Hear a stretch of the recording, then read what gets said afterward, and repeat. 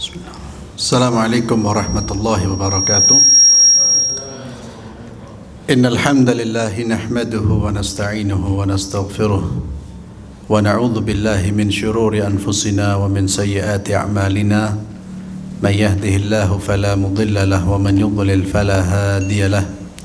Wa asyhadu an la ilaha illallah wahdahu la syarika lahu wa asyhadu anna Muhammadan abduhu wa rasuluhu la nabiyya ba'dah.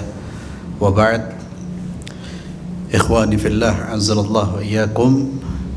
Alhamdulillahi rabbil alamin. Pada malam hari ini kita berkumpul dalam rangka untuk menambah ilmu, dan tentunya ilmu yang bermanfaat, sehingga dengan ilmu tersebut kita bisa menjadi orang yang lebih baik, menjadi muslim yang lebih baik, lebih taat, lebih patuh, dan lebih terarah hidupnya. Dan kumpulnya kita di majlis ilmu ini merupakan satu anugerah dari Allah Subhanahu wa ta'ala, karena perkumpulan seperti ini adalah perkumpulan yang dicintai oleh Allah, dibanggakan oleh Allah, dihadiri oleh malaikat-malaikat Allah, dan Allah turunkan rahmat sakinah kepada orang-orang yang duduk di dalam majlis-majlis ilmu. Dan orang-orang yang duduk di majlis ilmu, ketika mereka pulang atau berdiri dari majlis-majlis ilmu, Allah Azza wa Jalla berfirman, "Qumu maghfuran lakum." Berdirilah kalian, pulanglah kalian dengan membawa maghfirah dari Allah Subhanahu wa ta'ala. Maka sekali lagi kita mengucapkan alhamdulillah, segala puji hanya milik Allah yang telah menganugerahkan kita iman, hidayah, dan keringanan langkah dalam menuntut ilmu. Dan tentunya kita mohon kepada Allah agar memberi keistiqamahan kepada kita, agar kita senantiasa istiqamah duduk di majlis-majlis ilmu dan istiqamah menjalankan ilmu-ilmu yang telah kita pelajari. Ikhwani fillah, azzalallahu wa iyyakum. Sebagaimana tadi yang telah disampaikan oleh Ustaz Umar mengenai judul kajian kita pada malam hari ini, dan ini masih berkaitan dengan tema besar kita, yaitu akhlak, dan masih berkaitan dengan akhlak kita kepada Allah Subhanahu wa ta'ala.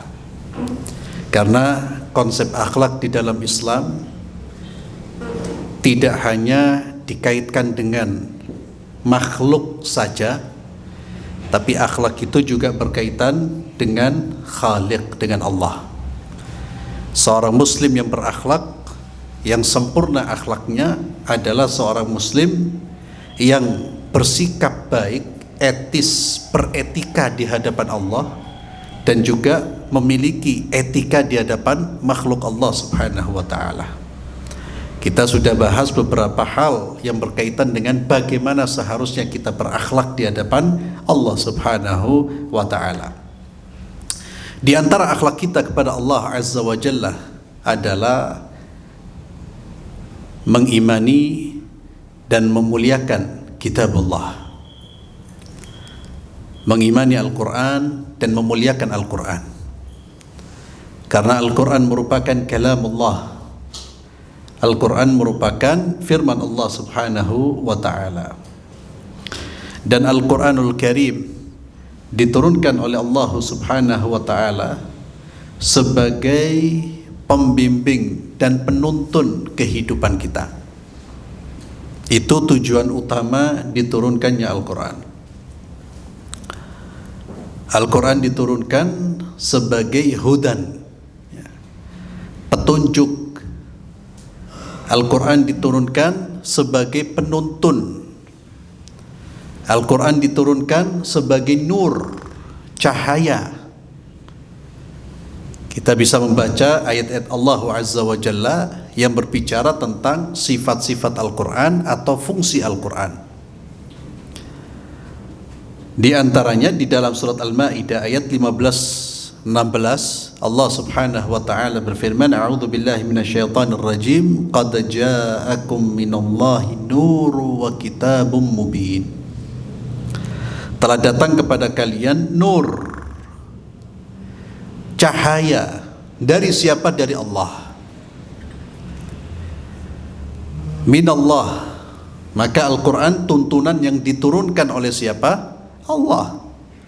Yang menciptakan makhluk, seluruh alam semesta Allah yang menciptakan, seluruh makhluk Allah yang menciptakan, dan Allah lebih tahu apa yang baik untuk makhluk tersebut. Undang-undang apa yang pantas, yang baik untuk dijadikan sebagai aturan bagi makhluk tersebut. Maka Allah turunkan Al-Quran. Dan Allah menyebut Al-Quran sebagai apa tadi? Nurun. Apa arti nur? Cahaya. Quran sebagai nur. Diibaratkan manusia hidup di dunia ini dalam kegelapan.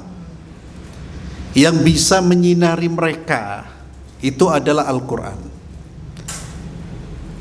Manusia akan menjadi orang yang berjalan di atas jalan yang benar dengan Al-Quran. Wa kitabum mubin, dan kitab yang sangat jelas sekali.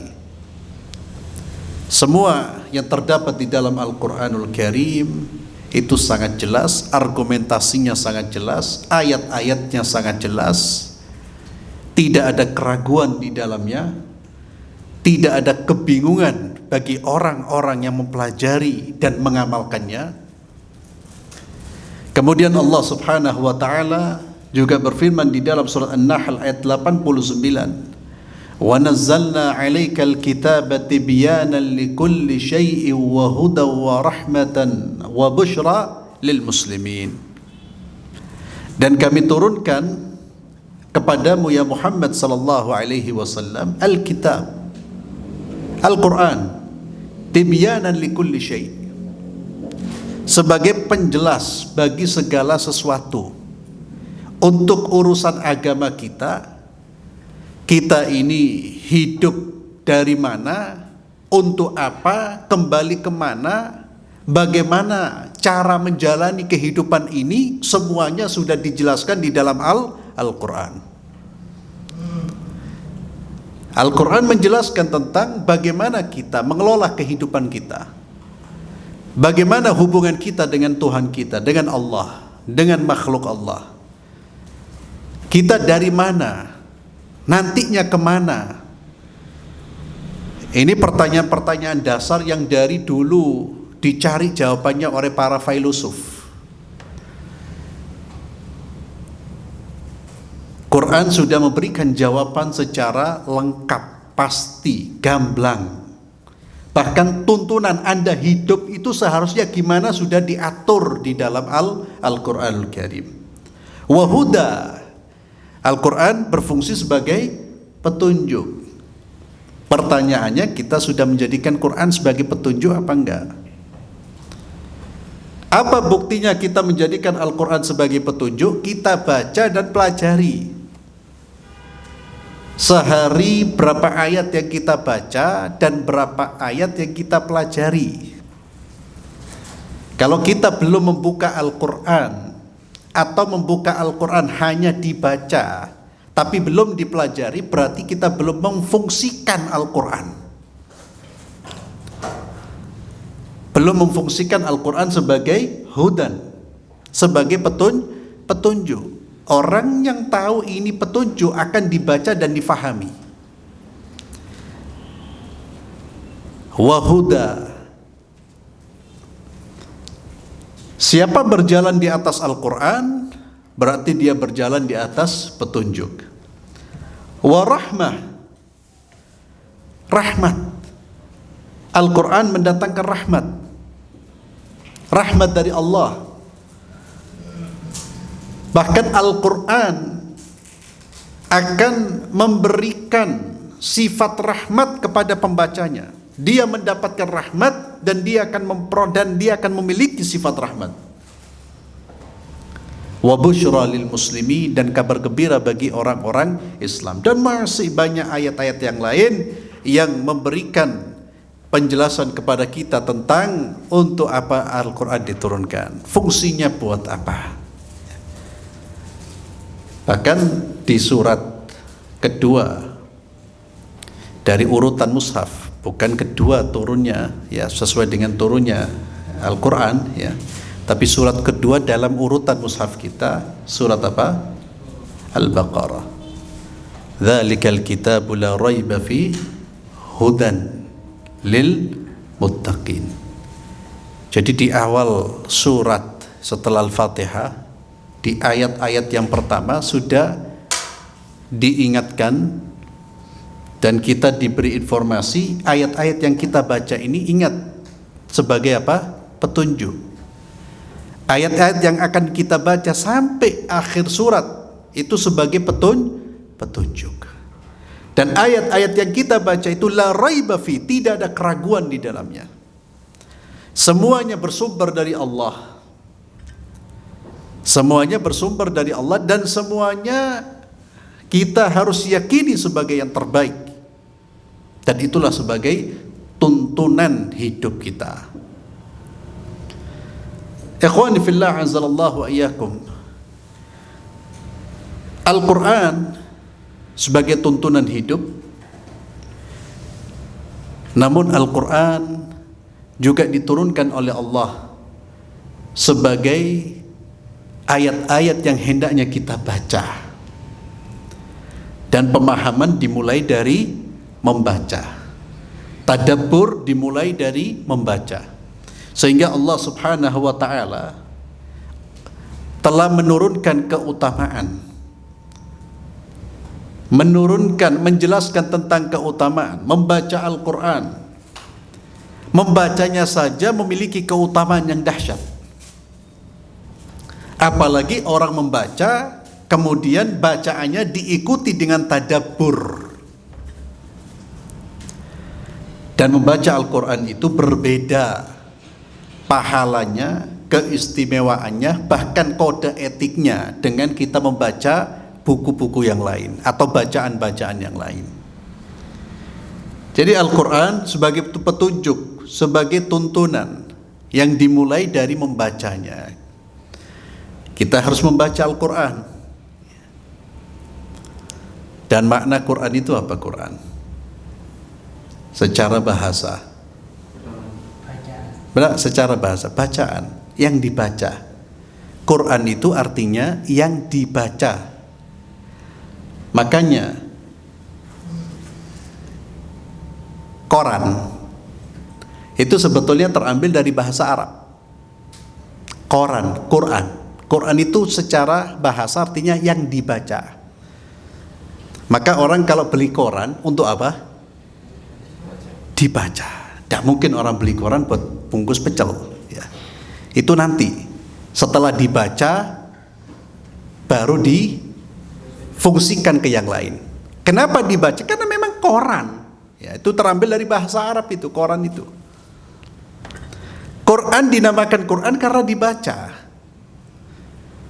Kalau tidak dibaca namanya bukan Quran, barang antik. Kita jadikan mushaf ini sebagai barang antik sudah. Kita taruh di lemari kita ya, dijadikan hiasan lemari atau hiasan kamar sehingga terlihat bahwa kita ini orang muslim, ono Qurani ya. Padahal Quran itu artinya dibaca.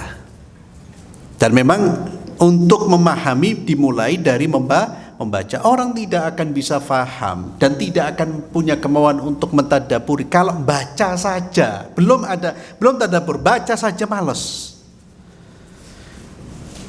Dan hati-hati ikhwani fillah, kalau kita seorang muslim itu malas membaca Al-Quran, itu perlu dikoreksi keimanan kita, dievaluasi Pak. Perlu dievaluasi. Ternyata antum lebih banyak membaca postingan-postingan medsos atau berita-berita di medsos. Lebih banyak membaca itu daripada membaca Al-Quran. Pantas apa enggak? Pantas apa enggak? Dan ingat ikhwani fillah, Allahu Akbar, antum perhatikan, Quran itu kalamullah. Quran itu merupakan kalamullah, firman-Nya Allah. Perkataannya siapa? Allah. Jadi tidak main-main itu. Yang ada di rumah kita itu satu kalamullah. Kalau antum dapat surat dari presiden, umpama presiden yang antum hormati, yang antum muliakan, dikasih surat, kira-kira surat itu antum baca apa enggak? Kita baca. Bahkan membacanya itu dengan rasa senang dan rasa bangga. Kenapa? Iki omongannya presiden loh iki. Ini omongannya presiden. Tapi ketika kita baca Al-Quran, kita kehilangan kebanggaan dan kita kehilangan apa? Rasa agung di dalam diri kita. Jangankan kita tidak mengenal Allah ini. Mau kita dapat surat dari Allah, kita biasa-biasa saja kok. Kalau kita mengenal sosok ya, kita manusia, kita kenal dia, semakin kita tahu kebesarannya, keagungannya, kedudukannya, semakin besar penghormatan kita terhadap orang tersebut. Bahkan surat-suratnya pun itu akan menjadi kebanggaan kita. Dan ternyata ini yang berbicara bukan presiden, bukan khalifah, bukan siapapun, tapi yang berbicara adalah kalam Allah. Ya Allah, kalau kita tidak cinta kepada kalam Allah, berarti kita belum cinta kepada Allah. Pasti itu sudah. Ya, karena kalau cinta kepada Allah, cinta kepada Rasul itu bukan hanya dengan ucapan. Ya, bukan hanya dengan duduk-duduk mengucap, teriak-teriak cinta, belum tentu itu. Itu belum tentu, karena ucapan ini mudah diucapkan, siapapun bisa. Atau orang tidak beriman ngomong bisa. Tapi kalau orang sudah cinta kepada kalam Allah, dia jadikan sebagai bacaannya, dia rindu ketika belum membaca Al-Quran, berarti dia mencintai Allah subhanahu wa ta'ala. Antum perhatikan Quran ini, kalam Allah. Apa? Tak bangga kita memiliki Al-Quran, kita menyimpan Al-Quran. Yang kedua, yang perlu kita sadari, Quran ini mukjizatnya Nabi yang terbesar. Jadi mushaf di rumah kita itu mukjizatnya Rasulullah SAW. Lu kita abaikan, berarti kita ini memang gak pinter, gak cerdas. Hadzal mu'jizal al-khalidah, mukjizat yang Allah turunkan kepada Sayyidina Muhammad SAW. Dan tidak ada satupun orang Arab sefasih-fasihnya dia, sepandai-pandainya dia dalam berretorika, dalam mengucapkan syair yang mampu mengalahkan satu bagian dari Al-Quran, satu ayat dalam Al-Quran. Seharusnya bangga orang dengan Al-Quran. Ini mukjizatnya Rasulullah SAW. Ternyata tidak lebih berharga daripada bacaan-bacaan yang lain. Bahkan ada saudara-saudara kita ya mungkin kita dulunya juga seperti itu, lebih banyak membaca koran daripada membaca Quran. Tidak baca koran tidak enak hati ini. Kalau sekarang ya, terutama kita usia-usia muda ini, kalau tidak baca Facebook sama WhatsApp, itu seperti ada sesuatu yang hilang dalam kehidupan. Padahal sing kita ora baca iki ucapane sapa iki? Siapa? Ya Allah, banyak kalam fadhinya. Banyak kalam yang gak ada nilainya, ya, terus dibojo. Tapi Quran kalam Allah ya akhi, seminggu sekali sih lumayan ya. Ada yang setahun sekali dibuka kapan? Ramadan Masya Allah khatam, mari Ramadan ditutup. Coba ini pertanyakan kepada diri kita. Maka Quran ini membacanya saja, antum belum tadabbur, hanya membaca kata-katanya, huruf-hurufnya saja, itu sudah memiliki fadilah yang besar. Allah Azza wa Jalla berfirman dalam surat Fatir ayat 29, innal ladzina yatluna kitaballah wa aqamus shalah wa anfaqu mimma razaqnahum sirran wa alaniyatan yarjuna tijaratan lan tabur. Orang-orang yang senantiasa membaca kitab Allah. Yatlun itu bisa membaca atau mengikuti tuntunan Al-Quran. Dan di dalam ayat ini Allah menggunakan fi'il mudhari', kata kerja yang berarti perbuatan yang sedang dan akan dilakukan. Artinya orang-orang yang mendapatkan pujian ini, tilawah Qur'annya itu tidak sekali-kali, tapi menjadi kebiasaan, habitnya dia, sudah menjadi bagian dari kehidupannya. Dia terus yatluna kitab Allah, membaca Al-Quran, wa aqamus salah, dia tegakkan salat, dia baca Al-Quran, menegakkan salat, kemudian dia tidak lupa dengan ibadah sosialnya. Apa ibadah sosial itu? Infak di jalan Allah, membantu saudara-saudaranya. Dan ini kriteria orang yang beriman dengan iman yang sempurna itu adalah orang yang menjalin hubungan dengan Allah, salatnya jalan, ibadah puasanya jalan, tapi juga dia punya kepedulian terhadap saudara-saudaranya. Wa anfaqu, dia wujudkan kepeduliannya itu dengan selalu berinfak di jalan Allah, berinfak dari rizki yang kami berikan kepada mereka, sirran wa alaniyah, sembunyi-sembunyi atau terang-terangan. Maka infak itu boleh, antum infak terang-terangan boleh, tapi sembunyi-sembunyi lebih baik. Namun terkadang terang-terangan itu juga diperlukan untuk apa? Untuk mengajak orang lain infak, ya, untuk mengajak orang lain infak. Dan terang-terangan itu juga diperlukan kalau antum sebagai suri tauladan. Contohnya antum sebagai guru atau sebagai orang tua, ya. Kebanyakan belum jadi orang tua. Itu perlu ibadah terang-terangan. Jangan sampai sudah jadi orang tua tidak pernah kelihatan infak sama anaknya, karena ingin ikhlas, sembunyi-sembunyi terus bapaknya infak. Akhirnya ketika anaknya diperintahkan untuk infak, anaknya akan berkata, saya tidak pernah lihat abi infak kok, ya. Jadi boleh alaniyah, terang-terangan, ya, untuk memberi teladan, untuk memotivasi yang lain. Namun sirran itu, jika tidak ada niat-niat yang lain, maka sirran itu lebih baik dan lebih utama. Mereka adalah orang-orang yang mengharapkan perniagaan yang tidak akan pernah merugi. Itulah tijarah, perniagaan yang sesungguhnya, yang menghasilkan keuntungan ketika kita tijarah dengan Allah. Ketika kita berdagang dengan Allah, Allahu Akbar, antum akan mendapatkan balasan yang luar biasa. Berdagang dengan Allah itu infak fi sabilillah. Wa anfaqu mimma razaqnahum sirran wa alaniyah. Infaknya jalan, salatnya jalan, ibadah Qur'annya jalan, baca Qur'annya jalan. Orang seperti ini dia akan memperoleh keuntungan yang besar, keuntungan yang tidak pernah hilang, lenyap. Bahkan keuntungan tersebut Allah akan lipat gandakan terus menerus sampai dia berjumpa Allah, sampai dia masuk ke dalam surga Allah Subhanahu wa taala. Yatluna kitab Allah wa aqamus salat wa anfaqu mimma razaqnahum. Allah memuji mereka, dan Nabi SAW pun memerintahkan kita secara tegas. Iqra'ul Quran, kata Nabi. Hei umatku, umat Muhammad SAW, iqra'ul Quran, bacalah Al-Quran.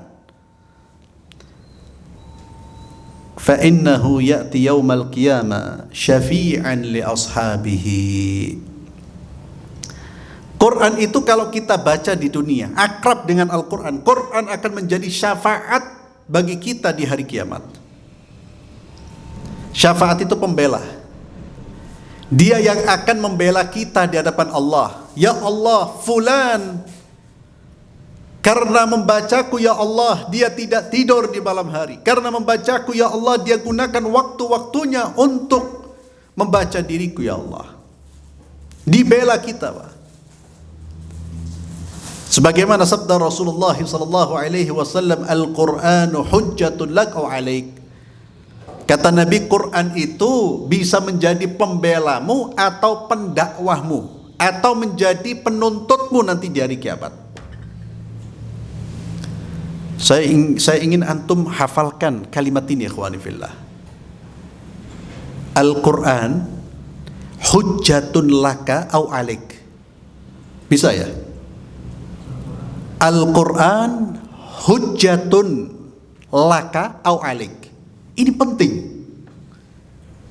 Quran itu dia nanti bisa menjadi pembela kita atau menuntut kita. Tergantung bagaimana kita memperlakukan Al-Quran di dunia. Al-Quran hujjatun laka au alaika. Itu diingat itu. Siapa yang membacanya, mengamalkan isinya, ya'ti yaumal qiyamah syafi'an li ashabih. Maka Al-Quran itu akan datang di hari kiamat dengan memberi syafaat. Dan kita ini butuh di hari kiamat itu syafaat. Pembela-pembela yang membela kita. Mungkin sekarang kita tidak merasakan pentingnya syafiat. Tapi kalau orang sudah wafat, itu yang diharapkan satu, butuh apa? Doa. Butuh ada orang kirim pahala. Karena yang bermanfaat pada saat itu bukan lagi fulus kita, rupiah kita, bukan lagi jabatan kita. Yang bermanfaat adalah amal saleh kita, termasuk bacaan Quran kita. Bacaan Quran itu akan menemani kita. Di mana? Di alam barzakh, di kehidupan di alam kubur yang sebentar lagi akan kita singgahi, itu alam barzakh itu. Kita orang ini sebentar lagi akan pindah ke alam barzakh. Ya. Tidak ada yang tahu usia kita. Dan ingat, kehidupan di dunia ini kehidupan yang paling singkat. Hatta antum, usia antum berapa? Antum berapa ya? Sebetulnya belakang antum, tapi dia nuduh. Tidak apa-apa inti. 16. Berapa? 16. Kira-kira itu hidup berapa tahun? Tak tahu. Ya.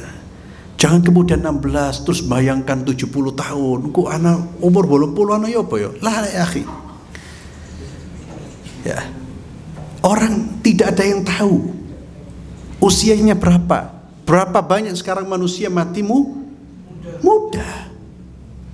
Ya, saya ingin ingatkan, terkadang kita ini sudah dijebak dan ditipu oleh setan tanpa sadari. Apa tipuan setan itu? Bisikan. Kon sik muda, ente sik muda, sik suwe uripmu, lu hati-hati. Akhirnya dengan jebakan seperti itu dia pun meninggalkan agama Allah, masih menuruti syahwatnya. Padahal usianya sudah ditakdirkan oleh Allah hanya tinggal beberapa hari, ya. Bukan antum beberapa hari ya. Tidak ada yang tahu ya kawan. Saya tidak tahu kapan saya dipanggil oleh Allah. Tidak ada yang tahu. Anak punya sahib, ya Allah, teman pondok anak, adik kelas anak, fulan meninggal, la haula wala quwwata illa billah. Tapi bagi orang-orang yang di dunia dia membaca Al-Quran, dia gunakan umurnya untuk kebaikan, meninggal kapanpun tidak masalah ya akhi. Karena dia sudah punya bekal. Dia meninggalkan dunia ditemani oleh Qur'annya, ditemani oleh salatnya, ditemani oleh infaknya, ditemani oleh zakatnya. Bahagia dia, lebih bahagia daripada kita orang yang hidup di dunia. Ini kita orangnya wajah-wajah utang semua ini. Ya. Ya. Bisa jadi sahib-sahib kita yang mendahului kita. Bahagianya karena apa? Karena ternyata di dunia mereka rajin membaca Al-Quran. Maka Nabi SAW mengingatkan kepada kita, Iqra'ul Quran, bacalah Al-Quran. Dan jangan tunda ya akhi, saya ingatkan, jangan tunda. Nanti anak bocok hatamkan Quran kalau sudah zuat, kalau sudah nikah. Loh, ini orang-orang nekat loh. Orang yang berani menunda amal itu manusia-manusia nekat, dan dia sudah ditipu oleh syaitan. Salah satu jebakan syaitan Itu yang sangat berbahaya, itu adalah taswiful amali saleh. Itu menunda amal saleh. Hati-hati kalau kita sudah ada peluang berbuat kebaikan, lalu kita tunda dengan mengatakan nanti, itu kita sudah dijebak oleh syaitan. Kita sudah masuk perangkapnya syaitan. Dan perangkapnya syaitan itu lebih dahsyat daripada jebakan Batman. Ya akhi, itu lebih dahsyat. Orang kadang tidak sadar, dia sudah kena perangkap itu. Nanti, sholat nanti. Ternyata sebelum sampai kepada keinginannya, nantinya itu Allah panggil. Sallallahu alaihi wasallam. Maka iqra'ul Quran ini salah satu bekal. Ya, dia akan menjadi syafiat. Quran akan menjadi pembela kita atau tadi apa? Penuntut kita. Al-Quranu hujjatun laka au alaik. Itu tergantung kita bagaimana kita memperlakukan Al-Quran di dunia. Nabi SAW beliau bersabda, man qara'a harfan min kitabillahi falahu bihi hasanah wal hasanatu bi ashri amthaliha la aqulu alif lam mim harfun walakin alifun harfun wa lamun harfun wa mimun harfun. Ini keistimewaan Al-Quran. Keistimewaan tidak ada di bacaan-bacaan yang lain. Nabi SAW bersabda, barang siapa membaca satu huruf min kitabillah, dari Al-Quran, falahu bihi hasanah, dia mendapatkan satu kebaikan. Wal hasanatu bi ashri amthaliha, satu kebaikan dilipat gandakan oleh Allah menjadi berapa? 10. La aqul, kata Nabi, saya tidak ngomong, saya tidak berkata alif lam mim itu satu huruf. Alif lam mim itu bukan satu huruf, kata Nabi. Tapi alif lam mim itu sudah 3 huruf. Alif 1, lam 1, mim 1. Jadi baca alif lam mim dapat pahala berapa? 30. Baca bismillahirrahmanirrahim dapat pahala berapa? Berapa huruf basmalah, akhi? Allah, afwan sih makan tak ya kau. Baru nelen. Berapa huruf basmalah?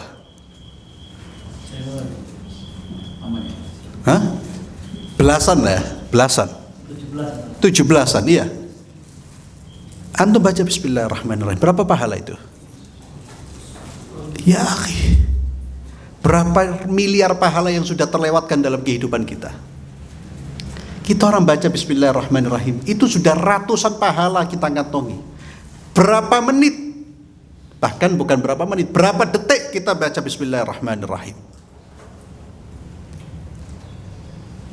Al-Fatihah berapa huruf?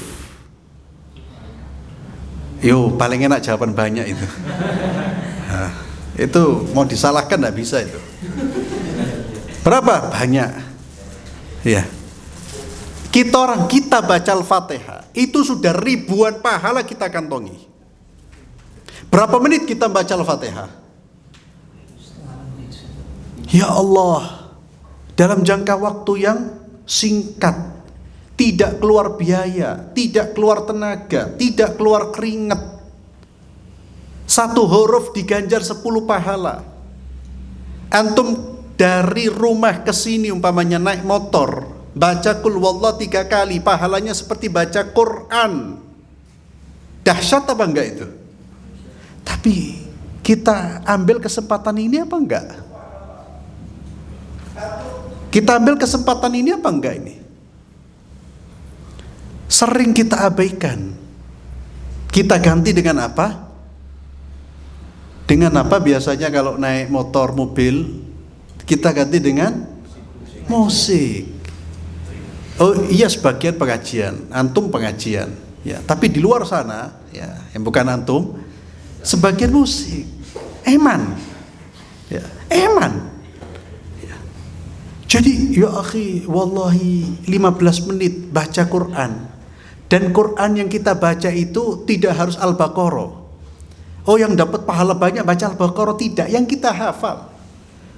Ya, Insya Allah tidak ada yang cuma hafal Al-Fatihah atau tidak ada insya Allah. Apalagi warga Al-Irsyad ya akhi.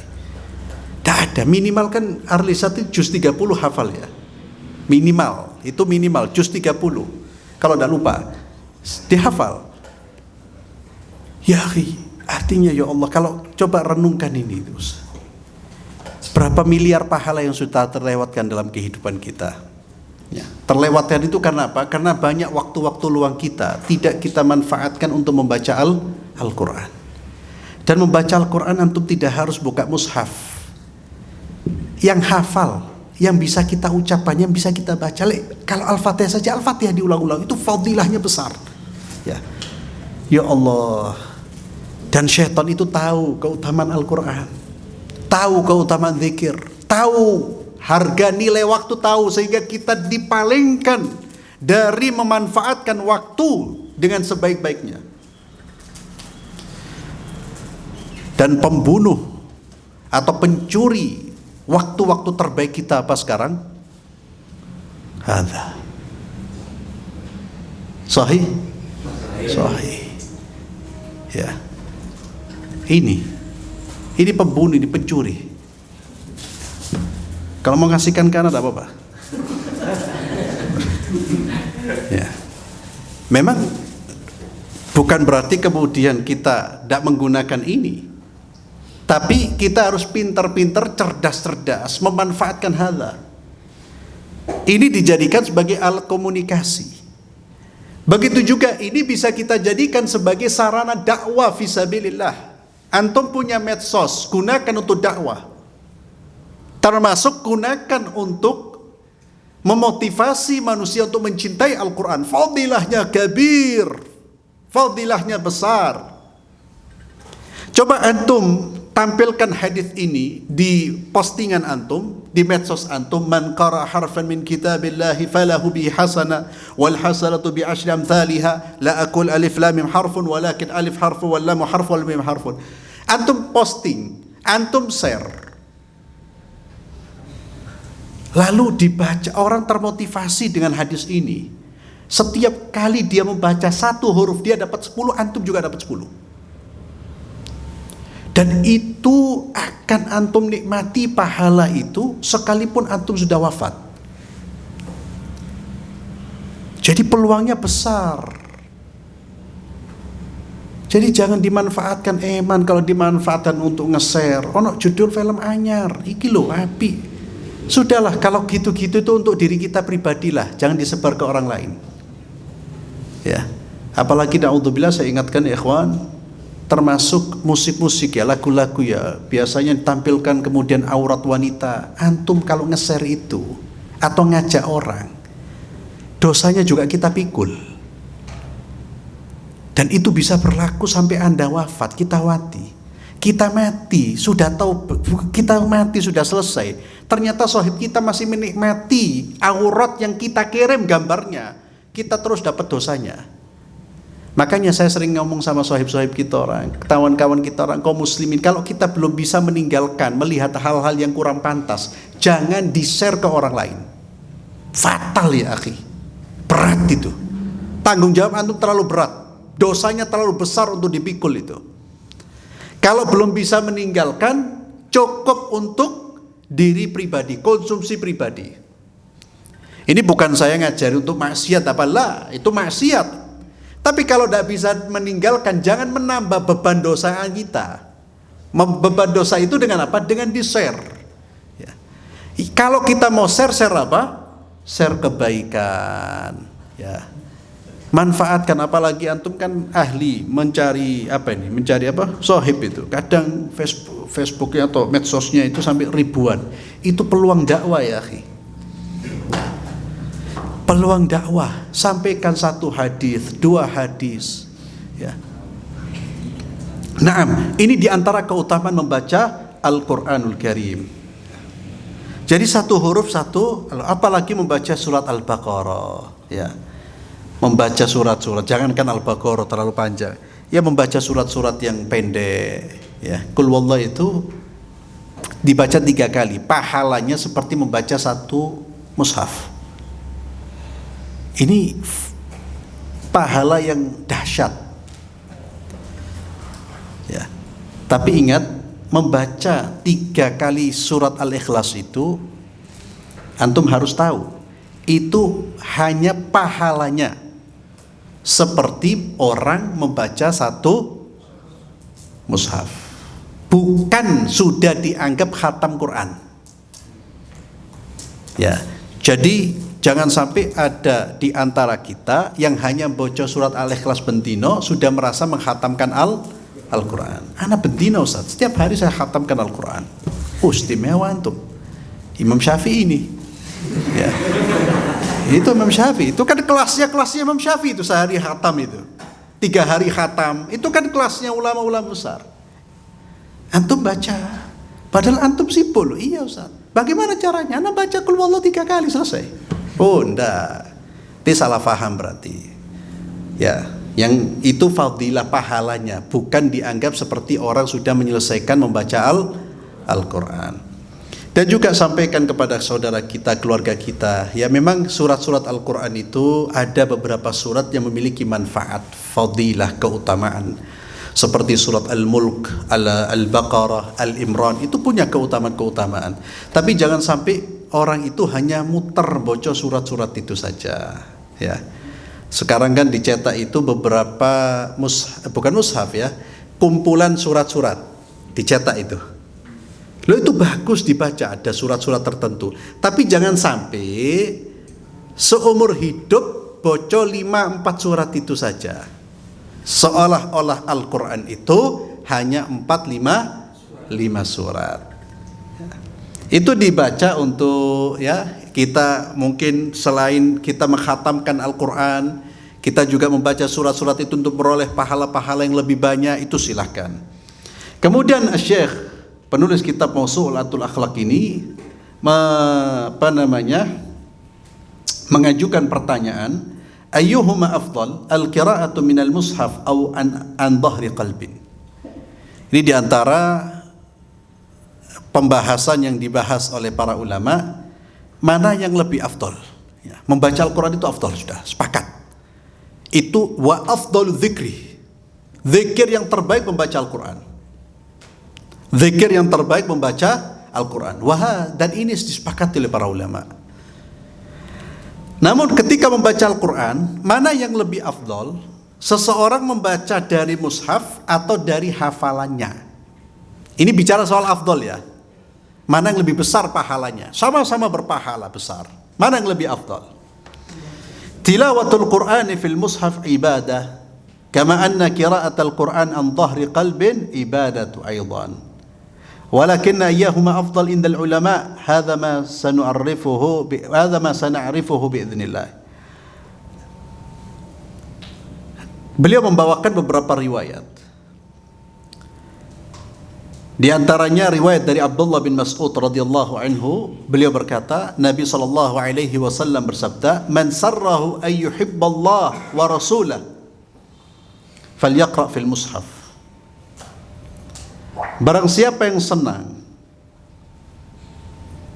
ya untuk dicintai oleh Allah dan Rasulnya, maka hendaklah dia membaca di mushaf, membaca melalui mushaf. Kemudian Abdullah bin Mas'ud radhiyallahu anhu juga mengatakan, adimun nadhra fil masahif. Sering-seringlah membaca melalui mushaf. Adimu itu lakukan terus-menerus. Padahal beliau penghafal Quran. Jadi sekalipun menghafal Al-Quran, nasihatnya Abdullah bin Mas'ud tetap membuka mushaf. Kemudian dari Abdullah beliau berkata, ta'ahadu hadhil masahif wa rubbama qala al-Quran. Ta'ahadu, jagalah membaca dari mushaf-mushaf ini. Kemudian Yunus berkata, kana khuluqul awwalin an-nadhr fil masahif. Kebiasaan orang-orang awalin, salafus salih itu membaca melalui melihat mushaf. Al-Imam Nawawi rahimahullah, beliau berkata, qiraatul Quran minal mushaf afdal minal qiraati an dhahril qalbi.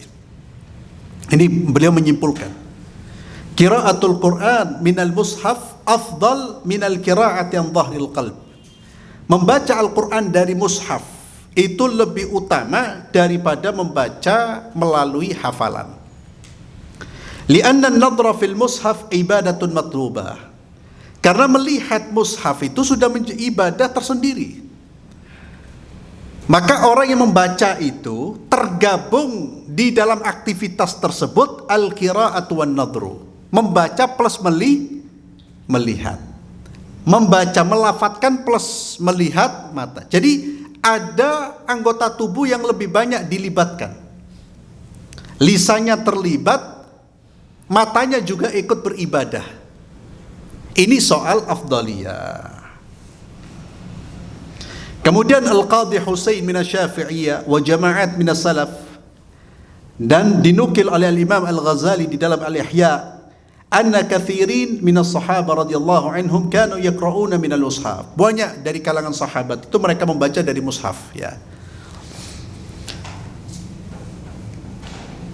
Wa yakrahuna ay yakhruja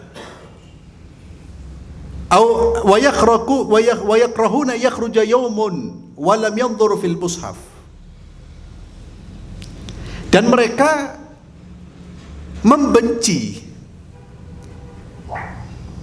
jika mereka dalam satu hari tidak melihat mushaf. Itu termasuk amalan yang dibenci. Satu hari tidak melihat mushaf itu makruh, dibenci. Kita berapa hari tidak melihat mushaf? Setiap hari insya Allah lihat, ya. Kita orang lihat di atas lemari itu, insya Allah mushaf kita, dilihat. Ya. Yang dimaksud yang turun di sini bukan lihat ini, ya. Di lemari kita dilihat di sofa, ada mushaf, ya. Tapi mereka melihat aja, membaca. Mereka anggap itu satu perbuatan yang tidak baik. Satu hari tidak membaca Al-Quran, tidak membuka mushaf.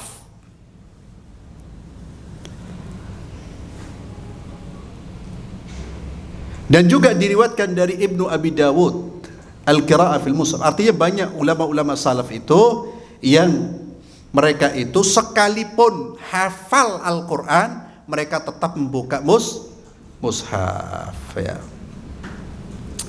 Walau qila innahu yakhtalif al-ashkhas. Namun juga ada ungkapan atau ada pendapat, ya, ada berpendapat bahwa afdaliyahnya, keutamaannya itu tidak, tolok ukurnya bukan melihat atau tidak, tapi tolok ukurnya adalah kekhusyuan. Ada berpendapat demikian. Artinya kalau dia ternyata lebih khusyuk membaca dengan hafalan daripada membaca Quran, melafadzkan Quran dengan hafalan daripada melafadzkan Quran dengan membaca, kalau itu lebih khusyuk, maka dengan hafalan itu lebih baik. Ini diantara pendapat, ya. Jadi mana yang lebih khusyuk? Lalu penulis menutup uraian ini, wala'allal qawla bil qira'ah minal mushaf muqaddam 'alal qira'ati hifdhan. Ya, maka wala'allal qaul, pendapat yang mengatakan membaca dari mushaf itu lebih afdal, itu pendapat yang lebih kuat. Karena banyaknya dalil baik dari Nabi maupun dari ucapan para salafus saleh maupun dari perbuatan mereka. Wa thaniyan, ini alasannya kenapa mereka itu senang melihat mushaf, daf'anil khata' wal lahan, untuk meminimalisir atau mencegah dari kesalahan. Kalau orang melalui hafalan bisa jadi keliru atau ada ayat yang terlewatkan. Berbeda dengan orang yang membaca. Wa aqwa lil hifdzi wal istidkar, dan membaca itu juga memperkuat hafalan dan mengingat. Begitu juga pahalanya lebih berlipat. Ini soal membaca mushaf. Makanya ikhwan fillah, sekalipun antum sudah hafal umpamanya 30 juz, jangan pernah kemudian meniadakan membuka mushaf atau tidak membuka mushaf lagi, baca melalui mushaf, ya. Itu lebih afdal, lebih utama.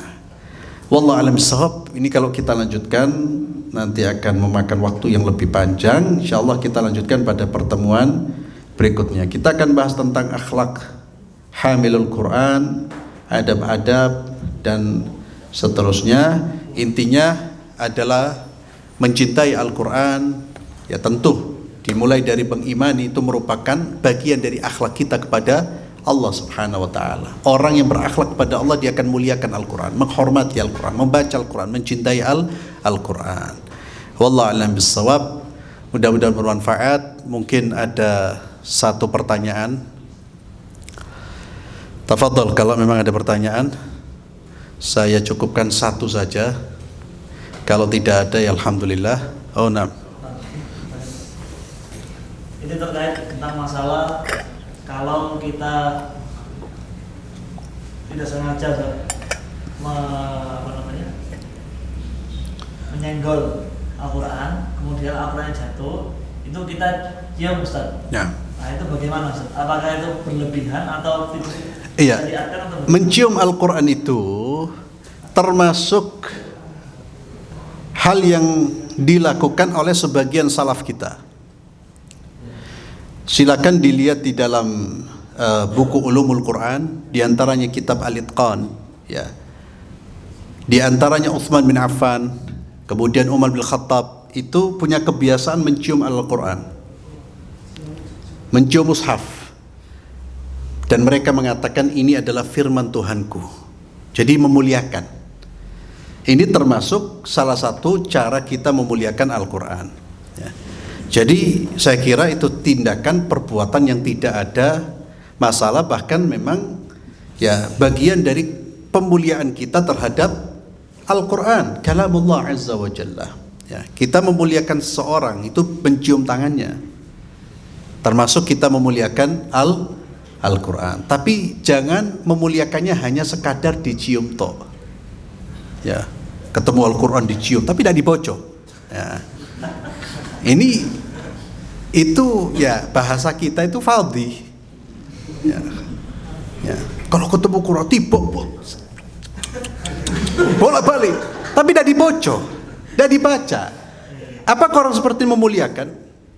Ya. Tapi orang membaca kemudian mencium, ya memang dia betul-betul cinta. Tapi kalau mencium toh, ya Allah, ya itu sama seperti anak ya di hadapan orang tuanya, kalau nyium tangan abi uminya, masya Allah, ya tangan ini dicium, keningnya dicium, berangkat sekolah bolos.